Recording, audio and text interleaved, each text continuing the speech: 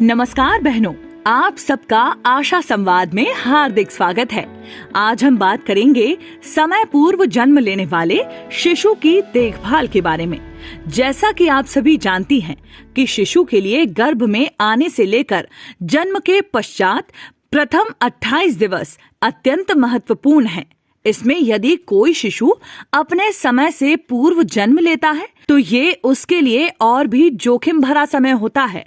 इस समय राष्ट्रीय नवजात शिशु सप्ताह 15 नवंबर से 21 नवंबर तक मनाया जा रहा है। इस विषय में जागरूकता पैदा करने के लिए अंतर्राष्ट्रीय स्तर पर प्रतिवर्ष 17 नवंबर को विश्व प्री मैच्योरिटी दिवस मनाया जाता है। इसीलिए हम बात करेंगे इस बार समय पूर्व जन्म लेने वाले शिशुओं के देखभाल की। इस संदर्भ में विशेष संदेश देने के लिए बड़ी प्रसन्नता की बात है कि आज हमारे आशा संवाद में भोपाल एम्स के वरिष्ठ शिशु रोग विशेषज्ञ, जो कि एम्स में प्राध्यापक हैं, जिनका बहुत लंबा चिकित्सकीय अनुभव है तथा उत्कृष्ट कार्य के लिए अनेक जगह पुरस्कृत किए गए हैं। आइए मिलते हैं डॉक्टर महेश महेश्वरी जी से। नमस्कार। सर्वप्रथम मैं एनएचएम को धन्यवाद देता हूं कि उन्होंने आज मुझे यह अवसर दिया कि मैं आप लोगों से रूबरू हो सकूं। सबसे पहले आज हम जो बात करने वाले हैं वो समय से पूर्व जन्म लिए हुए बच्चों के बारे में बात करने वाले हैं। जो बच्चे 37 हफ्ते से पहले या 9 महीने से पहले या जिनका वजन 2.5 किलो से कम होता है, उन बच्चों को जन्म के समय पर भी कुछ प्रॉब्लम्स होती हैं। उन बच्चों को जब वो कम्युनिटी में वापस जाते हैं तब भी उन बच्चों को कई तरह की प्रॉब्लम्स फेस करना होती है। तो ये बच्चे जब एनआईसीयू से स्थिर होकर कम्युनिटी में आप लोगों के पास वापस जाते हैं, जहाँ पे आप लोग होम विजिट करते हैं, घर पर जाकर देखते हैं, वहाँ पर हमको शिशु मृत्यु दर कम करने के लिए कुछ चीज़ों का बहुत ध्यान रखना होता है। इन बच्चों के लिए, इन बच्चों में सबसे पहले हाइपोथर्मिया होने का डर होता है, जिसका मतलब तापमान का कम होना। तापमान का कम होना हम कैसे पता कर सकते हैं? जब हम बच्चे के पंजों पर हाथ लगाते हैं, जब हम बच्चों के पेट पर हाथ लगाते हैं, अगर बच्चों के पंजे ठंडे हैं और पेट गर्म है, इसका मतलब ये तापमान कम होने की पहली अवस्था है।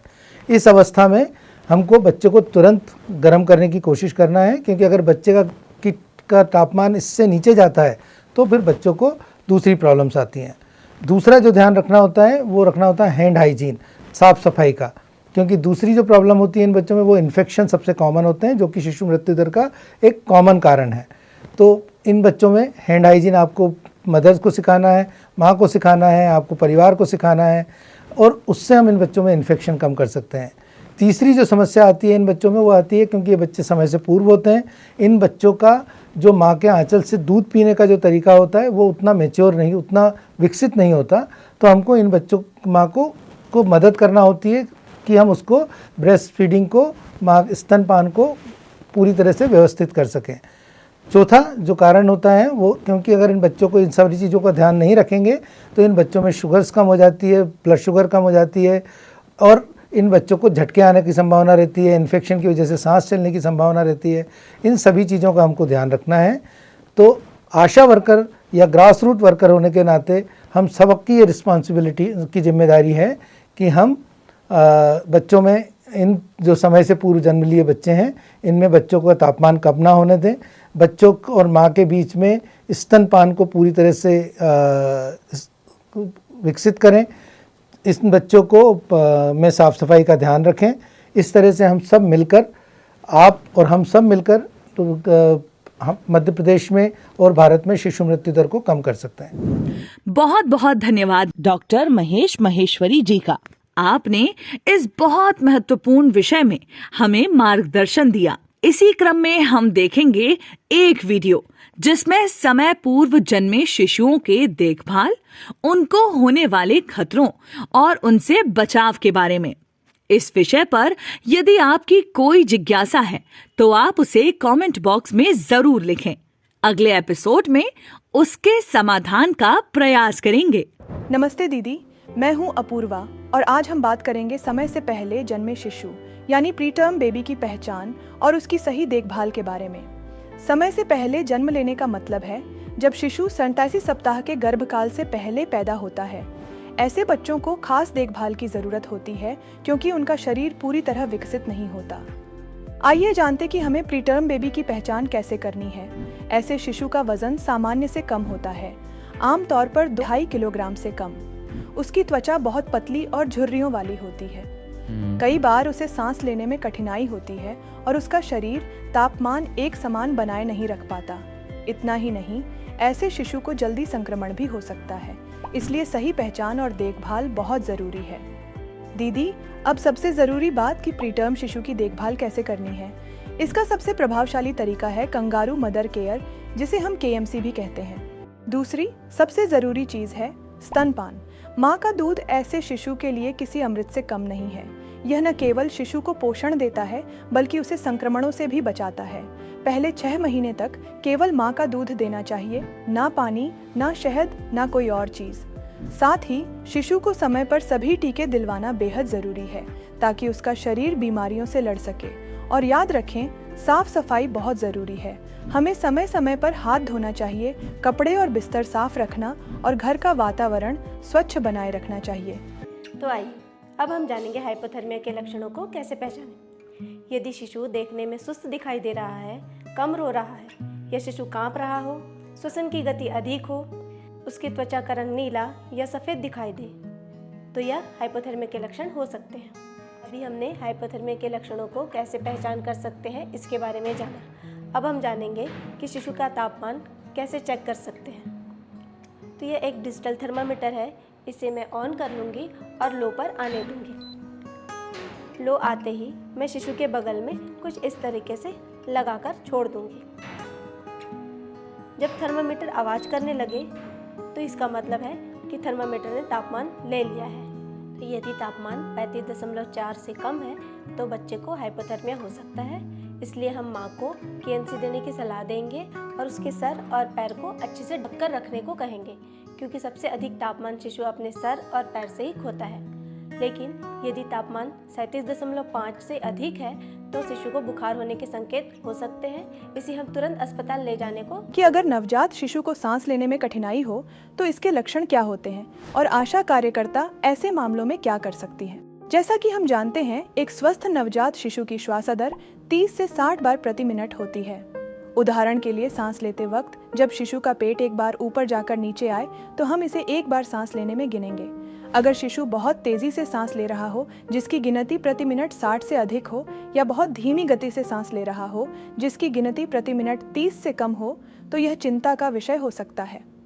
आइए अब शिशु की सांस से संबंधित कुछ प्रमुख खतरनाक संकेतों को जानने का प्रयास करते हैं। शिशु की श्वास में खरखराहट की आवाज आना, नथुनों का फड़कना, सीने का ढंसना और हाथ पैर या होठों का नीला पड़ना। यह सभी संकेत सांस संबंधी गंभीर समस्याओं जैसे कि निमोनिया और सेप्सिस की ओर इशारा हो सकता है।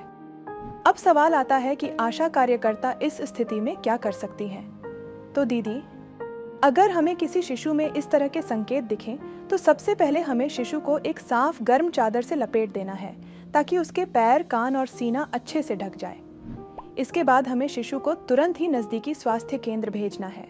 साथ ही माँ को यह जानकारी भी देनी है कि अगर शिशु को सांस लेने में कोई अन्य परेशानी हो तो समय बर्बाद किए बिना चिकित्सा सहायता लें।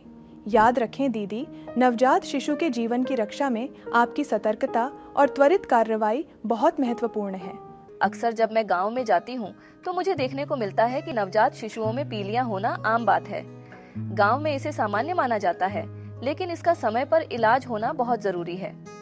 आज हम जानेंगे नवजात शिशुओं में पीलिया की पहचान कैसे करें, पीलिया हो जाने पर क्या करें और बच्चे को अस्पताल कब ले जाएं। चलिए सबसे पहले जानते हैं कि पीलिया के क्या लक्षण होते हैं। अगर बच्चे को पीलिया हुआ है तो उसकी त्वचा और आंखें हल्की पीली दिखने लगेंगी। गंभीर अवस्था में यही पीलापन चेहरे से गले, फिर पेट और पैरों तक फैल सकता है। पीलिया पहचानने के लिए मैं एक आसान ट्रिक बताती हूँ। आपको बच्चे की त्वचा को हल्के से दबाकर देखना है। अगर दबाने के बाद भी पीलापन नजर आता है तो यह पीलिया हो सकता है। तो बच्चे को अस्पताल कब ले जाना चाहिए? अगर बच्चे में पीलिया जन्म के 24 घंटे के अंदर दिखने लगे तो यह गंभीर हो सकता है। ध्यान रखें कि अगर बच्चा बहुत सुस्त है, बार बार दूध नहीं पी रहा, पीलिया 2 हफ्ते से ज्यादा बना हुआ है, या फिर बच्चा बहुत ज्यादा पीला दिख रहा है, तो तुरंत अस्पताल जाए और डॉक्टर को दिखाए। अस्पताल में इलाज के बाद घर पर माताओं को इन बातों का ध्यान रखने की सलाह दें। पीलिया जल्दी ठीक करने के लिए माँ का दूध सबसे जरूरी है। साथ ही बच्चे की त्वचा और आंखों का रंग रोज चेक करना चाहिए। अगर पीलापन बढ़ता दिखे या बच्चा ज्यादा सुस्त लगे तो तुरंत डॉक्टर से संपर्क करें। उम्मीद है कि आशा बहनें इससे मिली जानकारी का अपने क्षेत्र में उपयोग करेंगी, साथ ही हितग्राहियों को भी इसके माध्यम से जानकारी प्रदान कर सकेंगी। हमारे एपिसोड का अगला चरण है प्रेरक कहानी का। इस कहानी से हम ये समझ सकते हैं कि व्यवहार परिवर्तन की प्रक्रिया कितनी चुनौती भरी है और यदि सही तरीके से लगातार फॉलो अप किया जाए तो उसे कैसे संभव किया जा सकता है। ये एक ऐसे आदिवासी परिवार की कहानी है जिसमें उनके द्वारा कोई भी स्वास्थ्य सेवाएं प्राप्त नहीं की गई थी। मजदूरी के लिए बार बार पलायन करने के कारण परिवार के बच्चों का ना तो टीकाकरण ही हुआ था और ना ही गर्भावस्था में जांचें ही हुई थी। ये कहानी है हमारी एक ऐसी आशा श्रीमती विमला राठौर की, जिसने अपने गांव में मजदूरी करने आए इस परिवार को चिन्हित किया और साम दाम दंड भेद से स्वास्थ्य सेवाओं की प्रदायगी सुनिश्चित कराई। जिला अशोकनगर विकास खंड शेडोरा के ग्राम नारायणपुर की आशा ने अपने रोजाना के भ्रमण के दौरान देखा कि गांव में एक नया परिवार आया है जिसके छोटे छोटे बच्चे बाहर खेल रहे हैं। उत्सुकतावश वे उनके घर गईं तो पाया कि वहां पर 7 माह की गर्भवती है जिसका ना तो पंजीयन हुआ था ना ही प्रसव पूर्व जांचें हुई थी। प्रसव पूर्व जांच कराने के लिए आशा उसे VHND वाले दिन बुलाने गई, परंतु वे आनाकानी करती रही। काफी समझाने पर भी महिला किसी भी प्रकार से साथ चलने को तैयार नहीं हुई, तो आशा ने सबको सूचित किया। BCM, CHO, sector supervisor, ANM, आशा पर्यवेक्षक, सरपंच के साथ आशा उसे परामर्श देने घर गए तो गर्भवती महिला ने स्वयं को कमरे में बंद कर अपनी जान देने की धमकी दी। इस स्थिति में स्वास्थ्य दल के हाथ पैर फूल गए। दल द्वारा हिम्मत न हारते हुए स्थानीय लोगों की मदद से उसी गांव के निवासी उसकी भाभी को बुलाया गया। भाभी ने किसी प्रकार से उससे कमरा खुलवाया। इसके बाद उससे धैर्य पूर्वक समझाते हुए BP लिया गया जो 122/46 आया। इस बीच उसे बातों में उलझाकर डिजिटल हीमोग्लोबिन मीटर से खून की जांच की गई। हीमोग्लोबिन मात्र 4 ग्राम निकला। अब उसे और उसके परिवार को बताया कि ये गंभीर जोखिमपूर्ण स्थिति है। इसमें गर्भवती और गर्भस्थ शिशु की जान को खतरा है, जिस पर उस महिला का एक ही जवाब था कि कुछ नहीं होता, पहले भी 2 बच्चे हुए हैं और वे कभी अस्पताल नहीं गई, इसीलिए उसे कुछ नहीं होगा।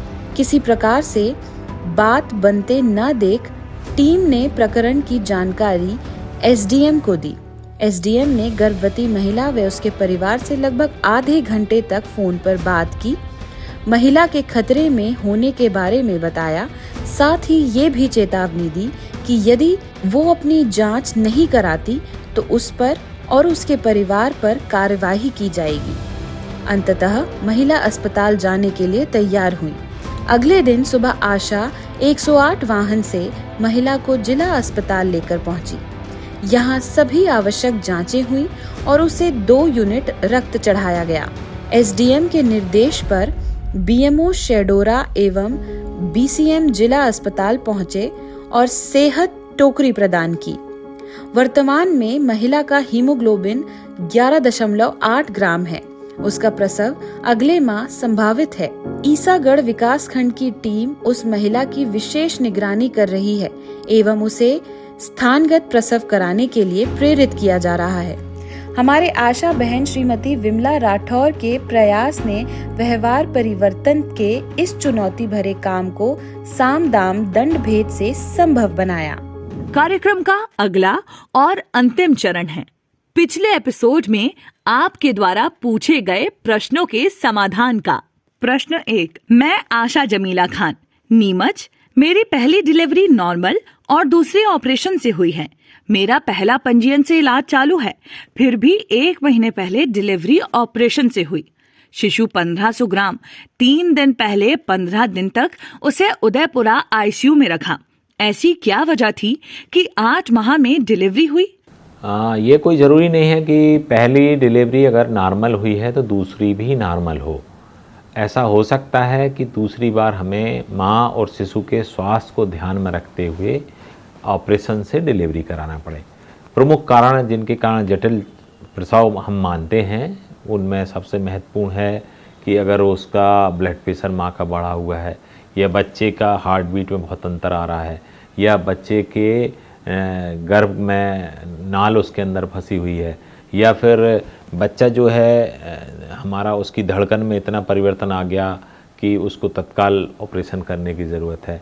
इन ऐसे कोई भी कारण जो खतरे के हैं जिसके कारण उसको समय से पूर्व ऑपरेशन कराना पड़ता है, ऐसे में हम सामान्यतः उसके बच्चे को आईसीयू में रखते हैं और उसके बारे में सारी जानकारी आपको दी गई। आईसीयू के बाद जब वो घर आता है तो ग्रह आधारित भेंट में ऐसे को विशेष रूप से ध्यान रखना, क्योंकि बच्चा कम वजन का है तो उसको कंगारू मदर देना है, उसको इन्फेक्शन से बचाना है, उसका टेम्परेचर बढ़ा, उसके लिए हम कंगारू मदर केयर करते हैं, उसको पर्याप्त पोषण मिले तो सपोर्ट में कैसे ब्रेस्ट फीडिंग बेहतर तरीके से करना है इसकी सलाह देते हैं। उसका वजन सही बढ़ रहा है कि नहीं बढ़ रहा है इसका हम आकलन करते हैं। उसमें पीलिया तो नहीं हो रहा है इसके लिए भी हम आकलन करते हैं। तो आप विशेष ध्यान देंगे तो दोनों को हम आगे भी सुरक्षित रख पाएंगे। सर नमस्ते, मैं विदिशा जिले के गंज बसौदा ब्लॉक की बिहारीपुर गांव की आशा कार्यकर्ता रीना रघुवंशी हूँ। मेरे गांव में बहुत सारे ऐसे दंपति हैं जिनका पहला बच्चा 5 या 6 साल का है और महिला दोबारा गर्भ धारण नहीं कर पा रही है। ऐसे प्रकरण अन्य गांव में भी पाए गए हैं, कृपया जानकारी देवें।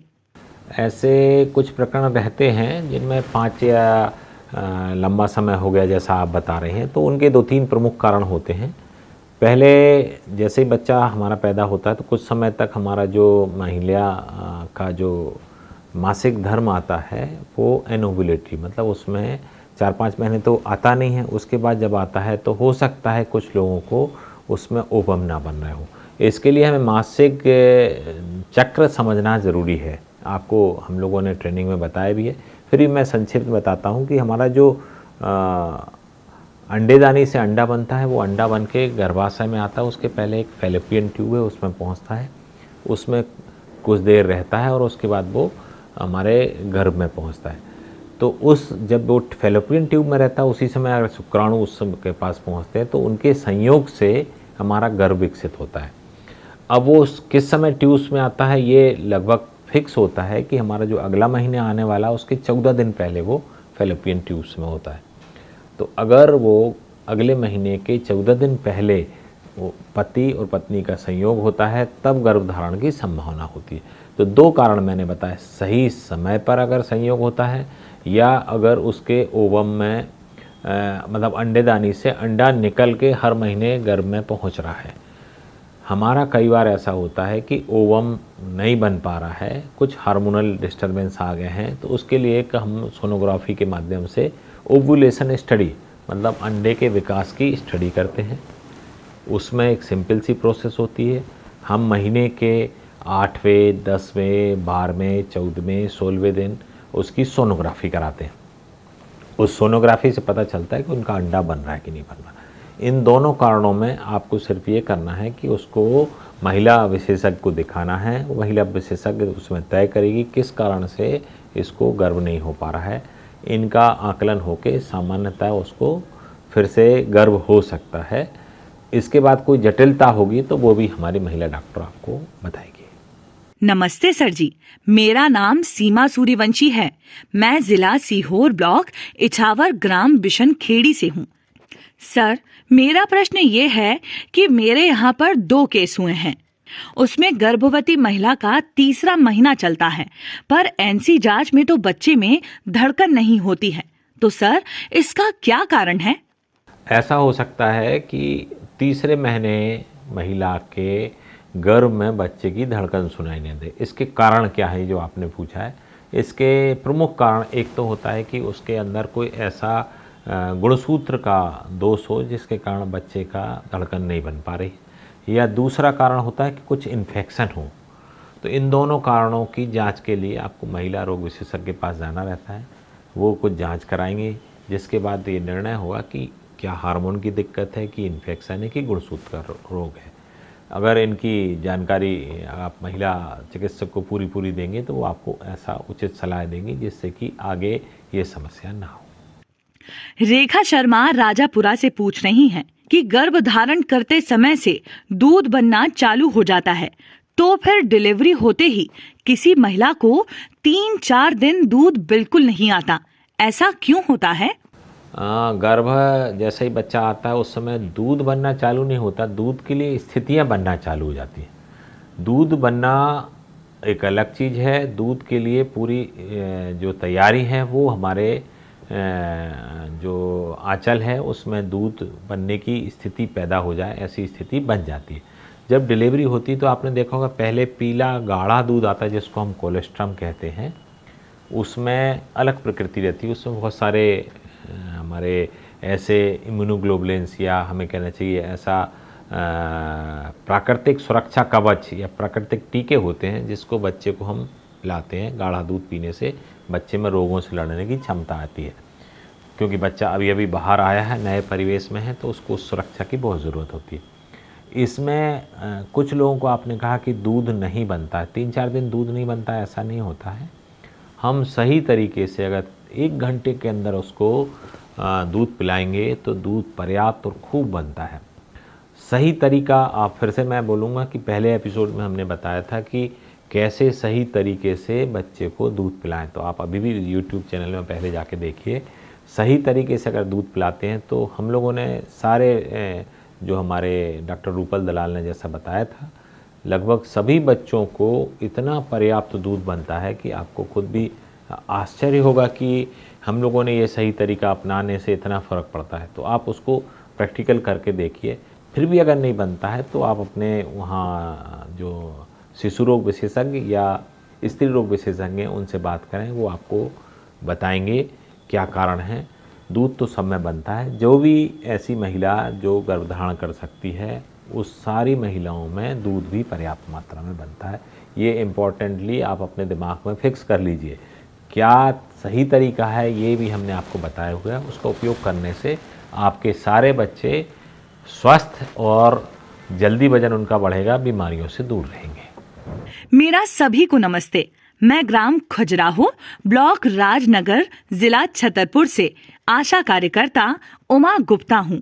सर, मेरा प्रश्न है, महिला का ब्लड ग्रुप नेगेटिव है तो उसको एंटी-डी इंजेक्शन कब लगवाना चाहिए, प्रसव होने के बाद या पहले? हाँ उमा जी, आपने बहुत सही चीज़ पूछी। हमारा एक बहुत अच्छी बात है कि हमारी आशाएं बड़े गहनता के सवाल भी पूछ रही हैं। ये जो माँ जिसका भी ब्लड ग्रुप वो नेगेटिव है, उनको हम डिलीवरी के पश्चात उस शिशु का गर्भास्थ शिशु का जब नाल बाहर निकलता है तो उस शिशु के नाल से ब्लड सैंपल लेते हैं। वैसी स्थिति में कि माँ अगर ओ नेगेटिव है और पिता उसका जो है ओ पॉजिटिव है, तो उस महिला के पति के में अगर ओ पॉजिटिव होता है तो हम बच्चे का नाल का ब्लड टेस्ट करते हैं। अगर उसका भी पॉजिटिव है तब 72 घंटे के भीतर डिलीवरी होने के बाद उसको एंटी-डी का टीका लगाया जाता है। सर, हमारा सवाल है कि गर्भवती माता को पहले तिमाही में टिटनेस का टीका लगाना उचित है या नहीं, क्योंकि बहुत सारी गर्भवती माताएं जो होती हैं 3 माह के बाद टीका लगवाने का बोल देती हैं, क्योंकि वह ट्रीटमेंट मैडम से लेती हैं और मैडम उनको मना कर देती हैं। मैं आशा पर्यवेक्षक हूँ, धार जिले से गंधवानी ब्लॉक से। हमारे सरकारी की तो कोई मैडम मना नहीं करेंगी और सभी को ये स्पष्ट होना चाहिए कि हमें जैसे ही उसका रजिस्ट्रेशन करते हैं उसका वैक्सीनेशन देना है। पहले ट्राइमेस्टर में ही वैक्सीनेशन देना है। वो बहुत महत्वपूर्ण इंजेक्शन है, क्योंकि एक बहुत लंबा समय हमने ऐसा देखा कि बहुत सारी महिलाओं की इस छोटे से कारण से, इतना सा कारण के कारण उनकी मृत्यु हो जाती है। तो माँ और बच्चे के स्वास्थ्य के लिए पहले ट्राइमेस्टर में ही हमें टिटनेस का टीका देना चाहिए। नमस्ते सर, मैं आशा कार्यकर्ता इंदिरा सिंह मांडो, सिरमौर ब्लॉक से। सर, हमारे यहाँ एक बच्चा है जिसे पेंटा के टीके लग रहे हैं। टीके लगने के बाद उसके पैर के जांघ में गुत्थे टाइप से हो जाते हैं। ऐसा 2 बार हो चुका है। अब वो टीका लगवाने से डर रही है। तो क्या ये खतरे की निशानी है?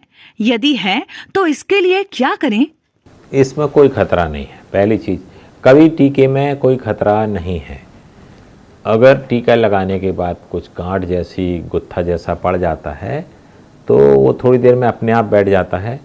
फिर भी अगर आपको कुछ ऐसा दिक्कत लगती है तो उस बच्चे को आप एक शिशु रोग विशेषज्ञ जो हमारे सभी जगह पोस्टेड हैं उनके पास लेके जाइए। वो पूरी काउंसलिंग करेंगे, उसको बताएंगे कि क्यों कर रहा है या उसका वास्तविक कारण भी उनको समझ में आएगा। बाकी थोड़ी सी गांठ पड़ के वो अपने आप बैठ जाती है।